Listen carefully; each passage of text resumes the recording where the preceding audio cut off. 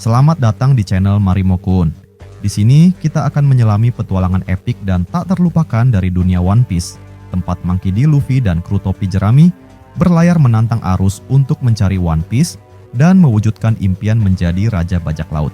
Setiap pulau yang mereka kunjungi membawa kisah yang penuh dengan pertarungan, misteri, dan rahasia besar tentang dunia yang penuh keajaiban ini.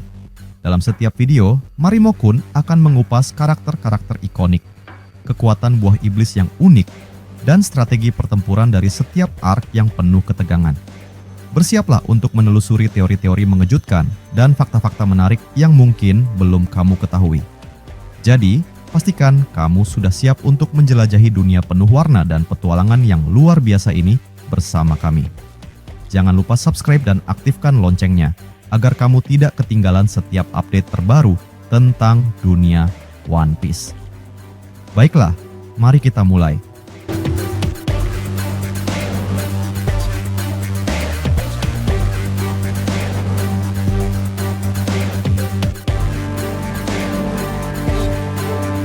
Pada chapter terbaru One Piece 1142, kita mendapatkan judul The Thing I Fear the Most, yang jika dilokalisasikan berarti hal yang paling aku takutkan. Bab ini melanjutkan cover story perjalanan Yamato, yang kini telah sampai di sebuah markas rahasia milik Who's Who. Dalam adegan tersebut, Yamato diperlihatkan menggunakan serangan khasnya, Thunder Bagua, untuk menghantam Who's Who dengan kekuatan luar biasa. Setelah itu, cerita berlanjut ke sekolah Walrus di negeri Elbaf, di mana tiba-tiba muncul seekor ular raksasa bernama Jormungandr yang langsung menyerang sekolah tersebut. Serangan mendadak ini membuat semua orang panik, namun Saul dan kepala sekolah Kiba segera bertindak dan berhasil mengalahkannya. Yang membuat mereka kebingungan adalah penampilan Jormungandr yang sangat aneh, tubuhnya hitam pekat, seolah-olah berasal dari coretan tangan anak-anak. Di sisi lain, terjadi peristiwa misterius di mana anak-anak raksasa mulai berjalan dalam tidur mereka menuju pantai. Mereka tampak seperti berada dalam kondisi tidak sadar, seakan sedang dikendalikan oleh sesuatu. Siangnya, sang guru pendamping berusaha membangunkan mereka, namun tidak ada satupun dari anak-anak tersebut yang merespons. Kejadian ini sangat aneh, karena sebelumnya anak-anak raksasa tidak pernah mengalami gangguan tidur seperti ini. Merasa ada sesuatu yang tidak beres, Siangnya bergegas menuju perpustakaan burung hantu untuk menemui Saul dan kepala sekolah Kiba agar mereka bisa segera bertindak. Sementara itu, di Underworld, Loki kembali membuat kekacauan besar. Ia memerintahkan Luffy dan yang lainnya untuk melepaskan belenggu terakhir yang masih mengekangnya. Namun, sambil memberikan perintah tersebut, Loki juga memperingatkan bahwa meskipun dalam kondisi saat ini, ia masih memiliki kekuatan untuk menghancurkan Elbaf. Hajrudin dengan cepat memperingatkan Luffy dan memintanya untuk tidak mendengarkan perkataan Loki.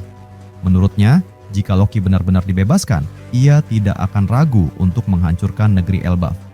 Di sisi lain, Loki mulai mengamuk dan mencoba menyerang siapapun yang ada di hadapannya menggunakan senjata legendarisnya, Raknir. Sayangnya, karena salah satu kakinya masih diborgol dan terikat pada pohon Adam, pergerakannya menjadi terbatas. Loki mencoba menggunakan taktik lain untuk mempengaruhi Luffy. Dengan nada penuh keyakinan, ia berkata bahwa jika Luffy bersedia melepaskan borgol terakhirnya, maka ia akan memberitahu keberadaan Akagami no Shanks. Namun, Hajrudin kembali memperingatkan Luffy bahwa kata-kata Loki hanyalah bualan belaka. Bahkan, sebelumnya Hajrudin sempat bertemu dengan Shanks, dan Shanks tidak pernah memberitahu siapapun kemana ia akan berlayar setelah meninggalkan Elbaf. Setelah menyadari bahwa ia telah dibohongi, Luffy menjadi kesal. Ia mengingat kembali janji yang ia buat. Jika Loki berbohong padanya, maka ia akan menghajarnya dan kembali merantai Loki. Dengan penuh kemarahan, Luffy pun bersiap menyerang Loki menggunakan kekuatan Gear 4. Namun, sebelum Luffy sempat melancarkan serangannya, Loki justru melemparkan Raknir ke arah pohon Adam. Serangan tersebut memicu sambaran petir dari langit yang langsung menyebabkan kebakaran besar. Pohon harta karun Adam yang sudah tua dan kering, mudah sekali terbakar, membuat api dengan cepat menyebar ke seluruh penjuru Elbaf. Ternyata, api adalah kelemahan terbesar negeri Elbaf dan Loki sangat menyadari hal tersebut. Inilah alasan mengapa Hajrudin sejak awal melarang Loki menggunakan palu Raknir, karena ternyata senjata tersebut memiliki kemampuan untuk menghasilkan petir. Dengan kata lain, Ragnir bukan hanya senjata biasa, tetapi senjata spesial yang dapat mengeluarkan elemen petir. Hal ini juga mengonfirmasi bahwa petir yang dihasilkan oleh Ragnir bukanlah berasal dari kekuatan buah iblis Loki, melainkan merupakan kemampuan alami dari senjata tersebut. Ini mirip dengan pedang Enma yang dapat menyerap haki penggunanya, atau pedang Griffon milik Shanks yang dikatakan mampu mengeluarkan api. Kembali ke sekolah Walrus, ketakutan anak-anak raksasa tiba-tiba berubah menjadi monster menyeramkan. Monster-monster tersebut tampak seperti coretan tangan anak-anak, tetapi kini hidup dan bergerak seperti makhluk nyata. Bentuknya pun beragam, ada yang menyerupai Loki, Black Naga, serta berbagai makhluk menakutkan lainnya. Monster-monster ini mulai menghancurkan sekolah Walrus, membuat para raksasa, termasuk Saul dan Kiba, sibuk berusaha mengalahkan mereka. Angi kemudian mengingat sesuatu. Beberapa waktu lalu, ia pernah mengajarkan anak-anak untuk menggambar ketakutan terbesar mereka. Rupanya, mayoritas anak-anak raksasa merasa takut terhadap sosok monster yang ada di mural-mural pohon harta karun Adam. Bahkan beberapa dari mereka juga takut pada sosok Nika.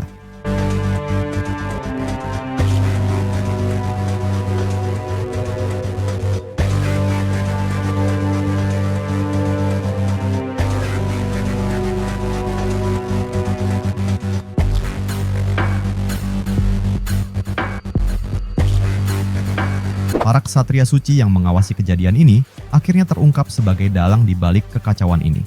Ternyata, semua ini adalah rencana mereka untuk menculik anak-anak raksasa tanpa perlu bertarung secara langsung. Rencana mereka terbagi menjadi 3 bagian. 1. Saint Gillingham menggunakan buah iblis mythical Zoan Kirin yang membuat anak-anak tertidur. 2. Saint Shepard Sommers menggunakan buah iblisnya yang mampu mengubah mimpi buruk seseorang menjadi kenyataan, sehingga monster-monster menyeramkan itu tercipta. 3. Gunko menggunakan kemampuan Aro-Aro Nomi untuk menggiring anak-anak raksasa menuju kapal mereka. Dalam momen terakhir chapter ini, Saint Summers bertanya kepada Gunko tentang apa yang paling ia takuti. Jawaban Gunko sangat mengejutkan. Ia mengatakan bahwa ketakutannya yang paling besar adalah Nika. Bagian yang paling menarik dari chapter ini adalah dari mana Gunko mengetahui tentang Nika. Bahkan Gorosei berusaha keras menyembunyikan informasi ini, tetapi Gunko seolah mengetahuinya sejak lama. Hal ini menguatkan teori bahwa Gunko bukanlah seorang Tenryubito murni. Fakta bahwa ia tidak memiliki nama keluarga atau gelar bangsawan dunia menunjukkan bahwa ia mungkin hanyalah anak dari salah satu Tenryubito, mirip seperti Bonnie. Jika teori ini benar, maka Gunko mungkin hanyalah boneka yang dikendalikan oleh Imusama, atau setidaknya memiliki hubungan erat dengan pemerintah dunia.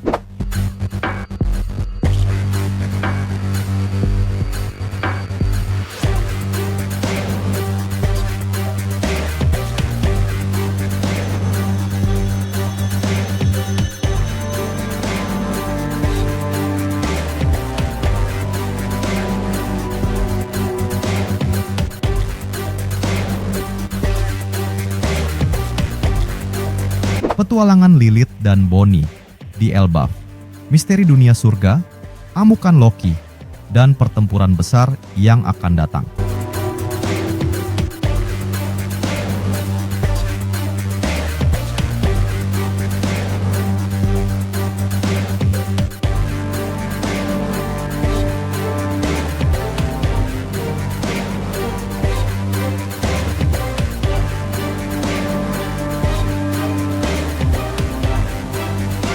Setelah kejadian yang terjadi di chapter sebelumnya, cerita kali ini dibuka dengan petualangan Lilith dan Bonnie yang sedang menjelajahi berbagai tempat di Elbaf.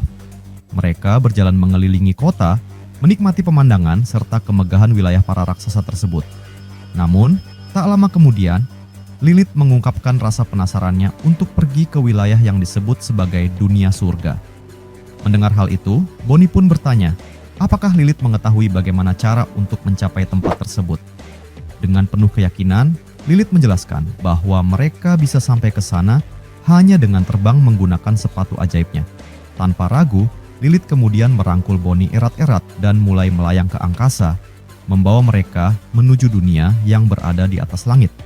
Karena saat ini Bonnie sedang berada dalam wujud aslinya sebagai seorang anak berusia 12 tahun, Lilith tidak mengalami kesulitan dalam membawanya terbang. Saat mereka mendekati dunia surga, Keduanya belum menyadari bahwa tempat tersebut memiliki peraturan yang sangat ketat.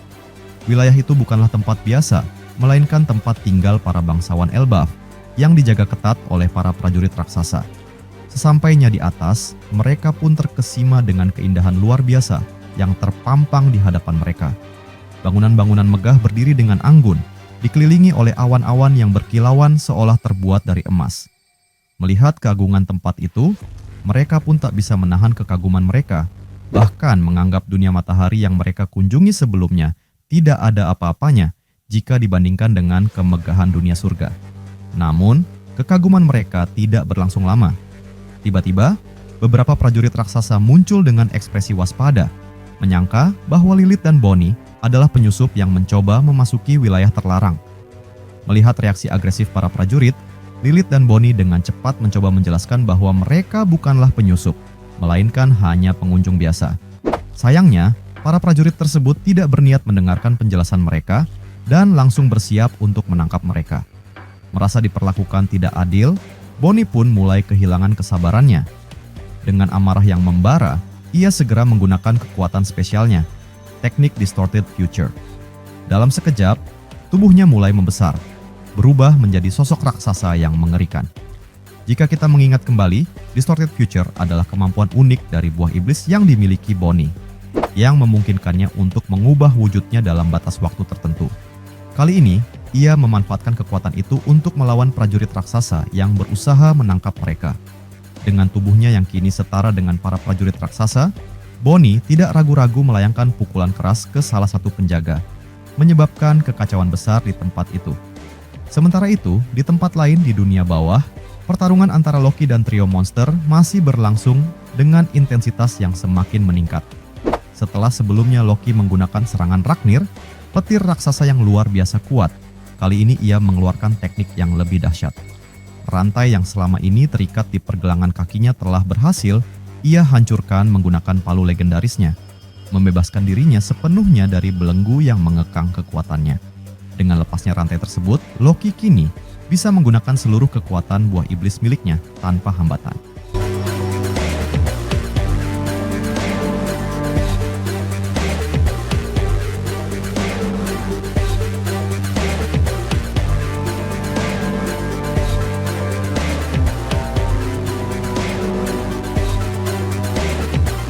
Di sisi lain, trio monster sadar bahwa mereka tidak bisa membiarkan Loki mengamuk tanpa batas. Walaupun mereka tidak memiliki dendam pribadi terhadap Loki, mereka menyadari bahwa jika Loki dibiarkan lepas kendali, maka kehancuran yang akan terjadi tidak bisa dihindari. Namun, Loki juga berada dalam dilema. Jika ia menghentikan pertarungannya, ia bisa saja ditangkap oleh para raksasa yang menganggapnya sebagai ancaman. Oleh karena itu, ia terpaksa harus terus bertarung dengan sekuat tenaga. Di sekitar arena pertarungan, banyak sosok kuat lainnya yang hanya bisa menyaksikan pertempuran dari kejauhan karena tidak ada celah bagi mereka untuk ikut campur dalam duel dahsyat ini. Di tengah kekacauan itu, Geir mengambil keputusan penting. Ia memutuskan untuk segera menuju dunia matahari guna melaporkan bahwa Loki kini telah sepenuhnya bebas dari belenggunya. Namun, rencana tersebut tidak luput dari perhatian Loki. Saat menyadari bahwa Geir hendak pergi, Loki langsung melayangkan serangan dengan palu Ragnir ke arahnya. Untungnya, trio monster segera bertindak. Sanji menggunakan tendangan api biru miliknya untuk menahan serangan tersebut. Sementara, Zoro dengan teknik 3 pedang miliknya turut serta menangkis serangan palu raksasa tersebut. Berkat kerjasama mereka, serangan Loki berhasil dihentikan. Sementara itu, Luffy yang saat ini berada dalam Gear 5 mengambil tindakan lain. Ia melancarkan serangan baru, sebuah tinju raksasa yang diperkuat oleh lapisan haki tingkat tinggi. Tinju tersebut menghantam kepala Loki dengan kekuatan yang luar biasa, menciptakan getaran hebat yang mengguncang seluruh medan pertempuran. Serangan itu tidak hanya membuat Loki kesakitan, tetapi juga menyebabkan sesuatu yang tak terduga. Perban yang selama ini menutupi sebagian wajah Loki akhirnya terlepas. Momen ini membuat semua orang yang menyaksikannya terkejut, termasuk Luffy sendiri. Namun, detail mengenai apa yang sebenarnya tersembunyi di balik mata Loki masih belum diungkapkan secara penuh. Di tempat lain, di atas kapal Sword yang dikomandoi oleh Zoro, terlihat bahwa mereka telah dijemput oleh Sengoku dari rumah sakit angkatan laut. Di kapal tersebut, Sengoku berbincang dengan Koby dan yang lainnya, mengungkapkan bahwa ada seseorang yang ingin bertemu dengan mereka. Sosok yang dimaksud ternyata adalah Panglima Kong, mantan Fleet Admiral dan guru dari Garp di masa lalu. Mendengar hal itu, Koby langsung terkejut karena ia tak menyangka bahwa seseorang sehebat Kong ingin bertemu dengannya. Hal ini membuatnya merasa gugup dan bertanya-tanya mengenai alasan di balik pertemuan tersebut. Melihat kegugupan Koby, Sengoku hanya tertawa dan menenangkannya, mengatakan bahwa meskipun Kong terlihat keras dan garang, sebenarnya ia adalah orang yang cukup baik. Sementara itu, Fujitora menghubungi Sengoku untuk mengabarkan bahwa Akainu akhirnya mengambil keputusan besar dalam menghadapi pasukan revolusi dan bajak laut. Menurut Fujitora, keputusan Akainu ini akan memicu pertempuran besar-besaran yang dapat berdampak luas terhadap dunia. Ia pun bertanya kepada Sengoku mengenai pendapatnya, dan mantan Fleet Admiral itu menjawab dengan bijak bahwa Angkatan Laut tidak akan mungkin bisa menyelamatkan semua orang, sehingga yang perlu dilakukan adalah fokus menyelamatkan mereka yang masih bisa diselamatkan. Di tempat lain, di Pulau Sphinx, Marco bertemu kembali dengan Jozu dan Vista. Mereka berbincang mengenai berbagai peristiwa yang terjadi belakangan ini, termasuk Perang Wano, kekalahan Kaido, dan keberadaan Luffy di Elbaf. Jozu mengungkapkan bahwa Elbaf mengingatkannya pada sosok pangeran raksasa yang sempat menggemparkan dunia 6 tahun lalu, yang tidak lain adalah Loki. Kembali ke Elbaf, situasi semakin menegangkan setelah mata Loki yang tersembunyi akhirnya terbuka. Hajrudin memperingatkan bahwa ini adalah situasi yang sangat berbahaya, karena kekuatan terbesar Loki terletak pada matanya. Kini, dengan segel yang telah terlepas, Loki bisa mengeluarkan 100% kekuatannya, termasuk kekuatan dari buah iblis legendaris Elbaf. Dengan suara menggelegar, Loki berterima kasih kepada Luffy karena akhirnya ia bisa melepaskan penutup matanya yang selama ini ia tak bisa buka sendiri. Namun, Sanji dan Zoro langsung menyadari bahwa tindakan Luffy justru telah menimbulkan masalah yang jauh lebih besar dan kini mereka harus menghadapi konsekuensinya. Dengan kekuatan yang bangkit sepenuhnya, Loki berubah menjadi sosok mitologis raksasa yang luar biasa kuat. Sang Dewa Nika telah membangkitkan dewa lain dan pertempuran sejati baru saja dimulai. Bagaimana menurut kalian? Bagikan teori kalian di kolom komentar.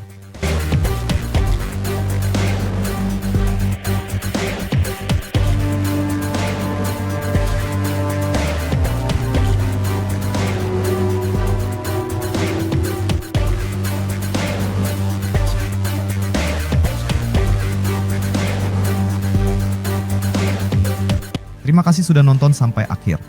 Jangan lupa kasih like kalau kalian suka konten ini, share ke teman-teman kalian yang juga suka One Piece, dan tentunya subscribe biar kalian nggak ketinggalan video terbaru dari Marimo Kun. Kalau ada teori, fakta, atau topik lain seputar One Piece yang kalian pengen kita bahas, langsung tulis aja di kolom komentar. Sampai jumpa di pembahasan berikutnya, dan teruslah berlayar bersama kru Mugiwara. Salam nakama.